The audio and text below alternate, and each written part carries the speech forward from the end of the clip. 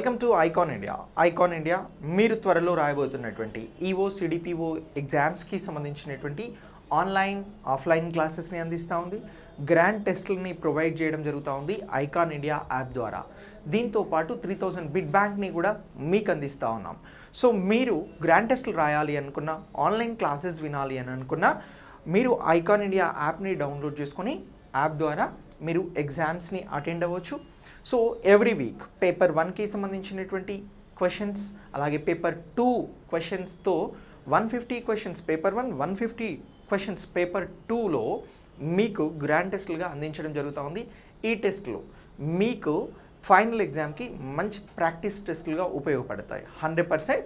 So మీరు ఇప్పటివరకు ఆ కోర్స్ తీసుకున్నట్లయితే తీసుకోండి. ఆన్లైన్ ఆఫ్లైన్ కోసం మా నెంబర్స్కి మీరు కాల్ చేయొచ్చు. ఇక మనం అన్ఎంప్లాయ్మెంట్, పావర్టీకి సంబంధించినటువంటి కొన్ని క్వశ్చన్స్ని ఈరోజు డిస్కస్ చేద్దాం. సో ఈ అన్ఎంప్లాయ్మెంట్, పావర్టీ అనేది ఎక్కడ అడుగుతున్నారు సార్ ఎగ్జామ్లో అంటే పేపర్ 1లో ఇండియన్ ఎకానమీలో వస్తుంది. పేపర్ 2కి వచ్చేసరికి పర్టిక్యులర్గా 9th యూనిట్లో మిమ్మల్ని అడగడం జరుగుతూ ఉంది. మొత్తం పేపర్ 2కి సంబంధించి ఈఓ పేపర్ 2 కానీ సిడిపిఓ పేపర్ 2లో 9th యూనిట్లో ఈ చాప్టర్స్ని గురించి అడుగుతూ ఉన్నారు. మరి కొన్ని మోడల్ క్వశ్చన్స్ మనం డిస్కస్ చేయబోతా ఉన్నాం. ఒకసారి ఆ క్వశ్చన్స్ ఏంటి, ఆ క్వశ్చన్స్కి మీరు రైట్ చేయగలుగుతున్నారా క్వశ్చన్ విన్న వెంటనే? సో చేస్తే ఆన్సర్ చేయగలిగితే మీ ఆన్సర్ని కమెంట్ బాక్స్లో పోస్ట్ చేయండి. సో ఇప్పుడు ఫస్ట్ క్వశ్చన్ తీసుకుందాం. నిరుద్యోగిత రేటు. సింపుల్ క్వశ్చన్, నిరుద్యోగిత రేటు. సో దీన్ని ఎలా లెక్కగడతాము అనేది ఇక్కడ స్టేట్మెంట్స్ ఇవ్వడం జరిగింది. సో ఒక్కసారి మీరు స్టేట్మెంట్స్ని అబ్జర్వ్ చేయండి. ఫస్ట్ స్టేట్మెంట్ ఏమి ఇస్తున్నాము అని అంటే number of unemployees by labour force into 100 అని అంటున్నాం. 2 స్టేట్మెంట్ వచ్చి labour force minus work force divided by labour force into 100 అని అంటున్నాం. 3 స్టేట్మెంట్ వచ్చి number of unemployees divided by 16 years to 64 years జనాభా అని అంటున్నాం ఇంటూ 100 అంటున్నాం. ఈ 3 స్టేట్మెంట్స్ ఇచ్చినాం. ఈ 3 స్టేట్మెంట్స్ని బేస్ చేసుకుని మనం నిరుద్యోగిత రేట్ని కొలవచ్చు అని అనుకుంటే ఇక్కడ ఆప్షన్స్ ఇవ్వడం జరుగుతుంది. ఏ 1 మాత్రమే, బి 1 మరియు 3, 1 మరియు 3, సి 1 మరియు 2, డి పైవన్నీ సరైనవే అని అంటున్నాం. మీ ఆన్సర్ ఏంటి ఒక్కసారి కమెంట్ బాక్స్లో పోస్ట్ చేయండి. నేను చాలా క్లియర్ ఎక్స్ప్లెనేషన్ ఈ క్వశ్చన్కి సంబంధించి మీకు అందిస్తాను. ఓకే, నిరుద్యోగిత రేటు దీన్ని సింపుల్గా ఏమంటాము అని అంటే అన్ఎంప్లాయ్మెంట్ రేట్ అని కూడా అంటాం. అన్ఎంప్లాయ్మెంట్ రేట్కి సంబంధించి ప్రీవియస్గా చాలాసార్లు క్వశ్చన్స్ అడగడం జరిగింది ఎగ్జామ్లో. మరి ఈ అన్ఎంప్లాయ్మెంట్ రేట్కి సంబంధించినటువంటి ఈక్వేషన్ ఏది సరైనదని 3 ఈక్వేషన్స్ ఇచ్చినాం. ఈ 3 ఈక్వేషన్స్కి సంబంధించి సరైన ఆన్సర్ ఏంటి అని ఫైండ్ అవుట్ చేయమని అన్నాం. మీరు ఆన్సర్ని పోస్ట్ చేశారు కదా, ఒకసారి ఎక్స్ప్లెనేషన్ని చూడండి. అన్ఎంప్లాయ్మెంట్ రేటు, నిరుద్యోగిత రేటు జనరల్గా మనం మాట్లాడేటువంటి అంశాలు. సో ఇప్పుడు నిరుద్యోగిత రేటు ఎంతుంది భారతదేశంలో, రాష్ట్రంలో ఎంతుంది నిరుద్యోగిత రేటు అని చెప్పేసి వీటిని బేస్ చేసుకొని అన్ఎంప్లాయ్మెంట్ని మనం క్యాలిక్యులేట్ చేయడం జరుగుతూ ఉంది. సో దీనికి సంబంధించి ఇక్కడ మరి ఏ పద్ధతిన దీన్ని కొలుస్తాము అని అంటే number of unemployees by labour force into 100. So ఇది రైటేనండి. స్టేట్మెంట్ నెంబర్ 1 ప్రకారం నిరుద్యోగిత రేట్ అనేది వస్తుంది.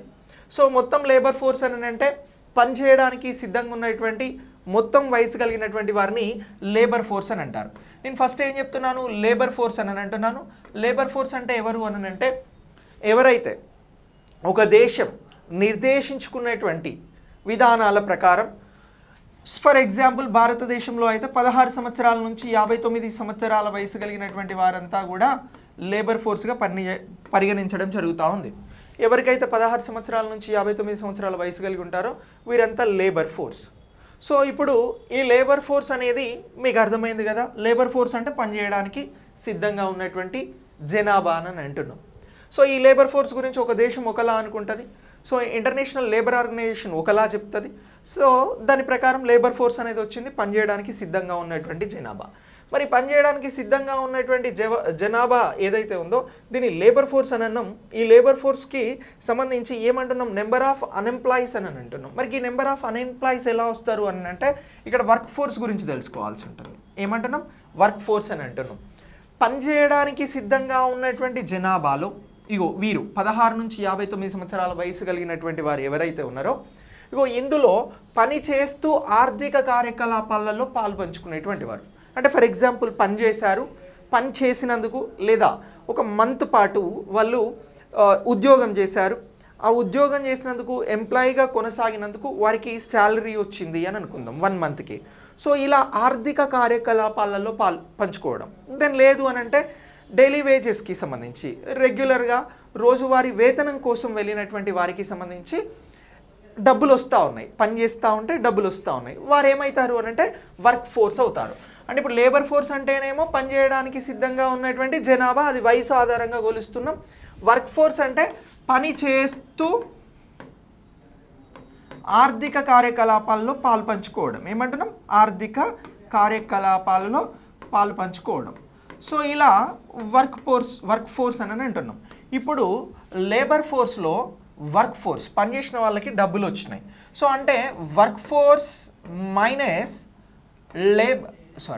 Labour force minus work force చేస్తే మనకు వచ్చేదే number of unemployees.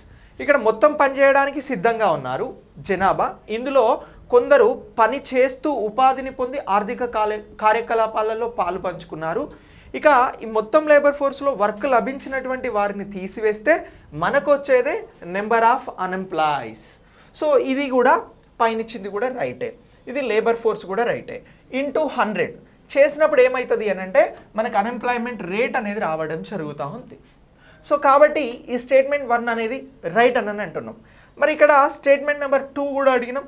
Labour force minus work force by labour force into 100 అని అన్నాం. వెరీ సింపుల్గా ఇక్కడ నేను చెప్పిన ఈక్వేషన్ ఇక్కడ డైరెక్ట్ నెంబర్ ఆఫ్ అన్ఎంప్లాయీస్ అని చెప్పేసి అడగకుండా రెండో స్టేట్మెంట్లో ఏమన్నాము అని అంటే లేబర్ ఫోర్స్ నుంచి వర్క్ ఫోర్స్ని తీసేసినాం. అప్పుడు వచ్చేది ఏంటి? నెంబర్ ఆఫ్ అన్ఎంప్లాయీస్ పర్సన్సే కదా. సో దాన్నే మనం ఇలా రాసినాం, divided by labour force into 100. So కాబట్టి ఈ స్టేట్మెంట్ కూడా రైటే. ఇక్కడ చూడండి number of unemployees person. So ఇక్కడ ఏమంటున్నాం? Number of unemployees divided by 16 నుంచి 64 సంవత్సరాల వయసు కలిగినటువంటి జనాభా. సో ఇప్పుడు భారతదేశంలో జనాభా వయసు 16 నుంచి 59 సంవత్సరాలు ఉంది. కొన్ని సందర్భాలలో 64 సంవత్సరాల వరకు కూడా వారిని ఏమంటున్నాము అని అంటే లేబర్ ఫోర్స్ అని చెప్పేసి మాట్లాడుతూ ఉన్నాం. అంటే ఇక్కడ చూడండి లేబర్ ఫోర్స్ అనేది మనం ఏజ్ల పరంగా తీసుకోవడం జరిగింది, 16 సంవత్సరాల నుంచి 64 సంవత్సరాల వయసు వారంతా కూడా లేబర్ ఫోర్స్ అనే భారతదేశం కొన్ని సందర్భాలలో గుర్తిస్తుంది. కాబట్టి ఇక్కడ లేబర్ ఫోర్స్ అని రాయకుండా డైరెక్ట్ ఏమన్నాం? 16 సంవత్సరాల నుంచి 64 సంవత్సరాలు జనాభా అని అన్నాం, divided by number of unemployees అని అన్నాం, సేమ్ ఫస్ట్ స్టేట్మెంట్లో లాగా, ఇంటూ 100. సో కాబట్టి ఇది కూడా రైట్. సో ఇలా ఎలా చెప్పినా కూడా number of unemployees by labour force into 100 అన్న, labour force minus work force by labour force into 100 అన్న, అలాగే number of unemployees by 16 years to 64 years జనాభా ఇంటూ 100 అన్నా కూడా ఏ స్టేట్మెంట్ అయినా కూడా రైటేనండి. సో ఇక్కడ ఇచ్చినటువంటి 3 స్టేట్మెంట్స్ రైట్ కాబట్టి ఇగో డి పైవన్నీ సరైనవే అనేది రైట్ ఆన్సర్. ఓకేనా? మీరు పైవన్నీ సరైనవే అని చెప్పేసి ఆన్సర్ పెట్టినట్లయితే ఇగో ఇలాంటి క్వశ్చన్కి మీ ఆన్సర్ అనేది రైట్ అవుతుంది. ఓకేనా? ఇక్కడ మనం 2 అంశాలు ప్రధానంగా తెలుసుకున్నాం. నెంబర్ ఆఫ్ అన్ఎంప్లాయీస్ ఎలా వస్తారు అని అంటే labour force minus work force అని అన్నాం. లేబర్ ఫోర్స్ అంటే పని చేయడానికి సిద్ధంగా ఉన్న జనాభా అని అన్నాం. వర్క్ ఫోర్స్ అని అంటే పని చేస్తూ ఆర్థిక కార్యకలాపాల్లో పాలు పంచుకున్న జనాభా అని అన్నాం. సో ఇలా ఈ రెండింటిని ఇందులో నుంచి లేబర్ ఫోర్స్ నుంచి వర్క్ ఫోర్స్ని మైనస్ చేసినాం కాబట్టి మనకు వచ్చింది నెంబర్ ఆఫ్ అన్ఎంప్లాయీస్. సో ఈ నెంబర్ ఆఫ్ అన్ఎంప్లాయీస్నే labour force minus work force అని రాసినాం. ఈ లేబర్ ఫోర్స్నే ఇక్కడ 16 years to 64 years జనాభా అని రాసినాం. సో ఎలా రాసుకున్నా అంటే దీన్ని కన్ఫ్యూజ్ చేస్తూ అటు ఇటుగా డిజైన్ చేయడం జరిగింది క్వశ్చన్. బట్ ఎలా చెప్పినా కూడా ఇది ఇక్కడ ఇచ్చినటువంటి 3 స్టేట్మెంట్స్ రైటే అని చెప్పేసి గుర్తించాల్సి ఉంటుంది. సో ఆన్సర్ అప్పుడు ఏమవుతుంది అని అంటే పైవన్నీ సరైనవే అని చెప్పేసి అవుతుంది. ఓకేనా? రైట్. ఇక నెక్స్ట్ దీని తర్వాత మరొక క్వశ్చన్ చూడండి. ఇగో పావర్టీకి సంబంధించి రంగరాజన్ కమిటీ నియామకం ముందు ప్లానింగ్ కమిషన్ నియమించినటువంటి కమిటీ ఏమిటి అని అడిగినాం. ప్లానింగ్ కమిషన్ రంగరాజన్ కమిటీ కంటే ముందు పావర్టీ పైన కమిటీని నియమించింది. సో రంగరాజన్ కమిటీ కంటే ముందు వచ్చినటువంటి కమిటీ ఏంటి అనేది ఇక్కడ క్వశ్చన్. సో క్వశ్చన్ని మీరు అబ్జర్వ్ చేశారు, తెలుసుకున్నారు. ఒకసారి ఇక్కడ ఇచ్చినటువంటి ఆప్షన్స్ చూడండి, తర్వాత మీ ఆన్సర్ని కమెంట్ బాక్స్లో పోస్ట్ చేయండి. సో చూడండి, option A SR Hashim committee, option B NC Saxena committee, option C Suresh Tendulkar committee, option D Lakdawala committee. So ఇప్పుడు మీ ఆన్సర్ని కమెంట్ బాక్స్లో పోస్ట్ చేయండి. ఈ ఆన్సర్కి నేను చాలా క్లియర్ ఎక్స్ప్లెనేషన్ ఇస్తాను. Okay right. ఇగో ఈ కమిటీ రంగరాజన్ కమిటీ పావర్టీ పైన రావడం జరిగింది 2012లో. సో మరి ఈ కమిటీ కంటే ముందు ప్లానింగ్ కమిషన్ నియమించినటువంటి కమిటీ ఏమిటి అని చెప్పేసి మనం క్వశ్చన్ చాలా క్లియర్గా అర్థం చేసుకోవాల్సి ఉంటుంది. Rangarajan committee planning commission. So planning commission ఇప్పుడు రద్దయింది. దీని ప్లేస్లో మనకు నీతి ఆయోగ్ వచ్చింది. కానీ పావర్టీకి సంబంధించి వచ్చినటువంటి కమిటీలలో ప్లానింగ్ కమిషన్ అనేది చాలా కీలక పాత్ర పోషించడం జరిగింది. పావర్టీని లెక్కగట్టడం కోసం ప్లానింగ్ కమిషన్ అనేది చాలా కమిటీలను నియమించడం జరిగింది. అదే మనం ఇక్కడ క్వశ్చన్గా అడిగినాం. సో ఈ క్వశ్చన్కి సంబంధించి ఎస్ఆర్ హషీం కమిటీ అనేది కాదు. సో దీనికి సంబంధించి గ్రామీణ అభివృద్ధి మంత్రిత్వ శాఖ అలాగే పట్టణాభివృద్ధి మంత్రిత్వ శాఖలు ఇగో ఈ SR Hashim committee NC Saxena కమిటీలను నియమించినాయి. మరి రంగరాజన్ కమిటీ కంటే ముందు ప్లానింగ్ కమిషన్ నియమించినటువంటి కమిటీ సురేష్ టెండూల్కర్ కమిటీ. ఇగో ఇది ఎప్పుడు వచ్చింది అని అంటే 2005లో వచ్చింది. కాబట్టి ఇక్కడ ఆన్సర్ ఏమవుతుంది అని అంటే సి అవుతుంది. మనకి డి లక్డావాలా కమిటీ ఎప్పుడు వచ్చింది అని అంటే ఇది 1993 టైంలో కనబడుతుంది. సో ఇది సురేష్ టెండూల్కర్ కంటే ముందు వచ్చినటువంటి కమిటీ. సో వీటికంటే ముందు 1979లో ఇంకా ఏ కమిటీ వస్తుంది అంటే వైకే అలాగ్ కమిటీ అనేది రావడం జరుగుతుంది. సో ఇలా ఇగో ఈ కమిటీస్ అనేవి 1979కి సంబంధించి ఇగో ఈ ప్లానింగ్ కమిషన్ నియమించడం జరిగింది. అంటే ఇక్కడ క్వశ్చన్ ఏమంటాము అని అంటే రంగరాజన్ కమిటీ నియామకం ముందు ప్లానింగ్ కమిషన్ నియమించినటువంటి కమిటీ అని అంటే చాలామంది SR Hashim committee NC Saxena కమిటీకి సైడ్ వెళ్తారు. ఎందుకంటే ఇవి 2008-9 సమయంలో వచ్చినటువంటి కమిటీస్. కానీ అంతకంటే ముందు 2005లో ప్లానింగ్ కమిషన్ నియమించినటువంటి కమిటీ ఇగో ఈ సురేష్ టెండూల్కర్ కమిటీ. ప్లానింగ్ కమిషన్కి సురేష్ టెండూల్కర్ కమిటీకి సంబంధం ఉంది. ప్లానింగ్ కమిషన్ లక్డావాలా కమిటీకి సంబంధం ఉంది. ప్లానింగ్ కమిషన్ వైకే అలాగ్ కమిటీకి సంబంధం అనేది ఉన్నది. రంగరాజన్ కమిటీకి ప్లానింగ్ కమిషన్కి కూడా సంబంధం ఉంది. సంబంధం లేని ఏవి అని అంటే SR Hashim committee NC Saxena committee. ఇప్పుడు మనం చెప్పిన దాంట్లో రైట్ ఆన్సర్ సి. మీరు ఇఫ్ సి చేసినట్లయితే గుడ్, క్వశ్చన్ని ప్రాపర్గా బాగా అర్థం చేసుకున్నట్టు లెక్క. Simple question. నెక్స్ట్ దీని తర్వాత ఇంకొక క్వశ్చన్ చూడండి. పేదరిక నిర్మూలనపై టాస్క్ ఫోర్స్ని ఎవరు నియమించారు? Very very simple question.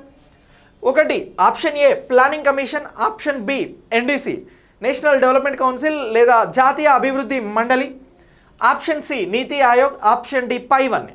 So ఇప్పుడు దీనికి సంబంధించి మీరు రైట్ ఆన్సర్ ఏమనుకుంటున్నారు ఒక్కసారి కామెంట్ బాక్స్లో పోస్ట్ చేయండి. దీన్ని కూడా నేను ఎక్స్ప్లెనేషన్ ఇస్తాను. పేదరిక నిర్మూలన పైన టాస్క్ ఫోర్స్ అని అంటున్నాం. టాస్క్ ఫోర్స్ని నియమించడం జరిగింది. సో ఈ పేదరిక నిర్మూలనకి సంబంధించి టాస్క్ ఫోర్స్ని ఎవరు నియమించారు అని అంటే ప్లానింగ్ కమిషన్ కాదు, జాతీయ అభివృద్ధి మండలి కాదు. సో ఈ టాస్క్ ఫోర్స్ అనేది మనకి ఎక్కడ కనబడుతుంది అని అంటే 2015లో వస్తుంది. 2014లోనే ప్లానింగ్ కమిషన్ అనేది రద్దయింది. జాతీయ అభివృద్ధి మండలి అనేది ప్లానింగ్ కమిషన్ రద్దయింది కాబట్టి దీని ప్రాధాన్యత అనేది లేదు. సో 2015 జనవరి 1న ఏర్పడినటువంటి నీతి ఆయోగ్ ఏం చేస్తుంది అని అంటే పేదరిక నిర్మూలనకి సంబంధించినటువంటి టాస్క్ ఫోర్స్ని ఏర్పాటు చేయడం జరుగుతుంది 2015 మార్చి నెలలో. ఎప్పుడు అని అంటున్నాం 2015 మార్చిలో మనకి ఏం చేస్తుంది అని అంటే నీతి ఆయోగ్ టాస్క్ ఫోర్స్ని ఏర్పాటు చేస్తుంది పేదరికంపై. ఇక పైవన్నీ అనేది కాదు. సో ఇది టెంప్టింగ్ కోసం ఇచ్చినటువంటిది. సో ఇలా ఈ క్వశ్చన్కి ఆన్సర్ చేయాల్సి ఉంటుంది. సో పావర్టీకి సంబంధించి అన్ఎంప్లాయ్మెంట్కి సంబంధించినటువంటి ఈ క్వశ్చన్స్కి సంబంధించి మనం క్వశ్చన్స్ ఈ రూపంలో వస్తే ఇలా ఆన్సర్ చేయాల్సి ఉంటుంది. సో క్లియర్గా సబ్జెక్ట్ని చెప్తూ అర్థమయ్యేలాగా అర్థవంతంగా సో మీకు చాలా సులువుగా అండర్స్టాండింగ్ మెథడ్లో ఈ టీచింగ్ అనేది ఉంటుంది. ఈ క్వశ్చన్స్ అనేవి ఉంటాయి. సో మీకు యాప్లో అవైలబుల్గా ఉంటాయి. మీరు నేరుగా రావాలి అని అనుకుంటే Hyderabad Narayanguda metro station pillar number 1171 దగ్గర మా ఇన్స్టిట్యూట్ ఉంటుంది. మా నెంబర్స్కి కాల్ చేసి మీరు నేరుగా చేయొచ్చు. ఓకేనా? Thank you. Thanks for watching.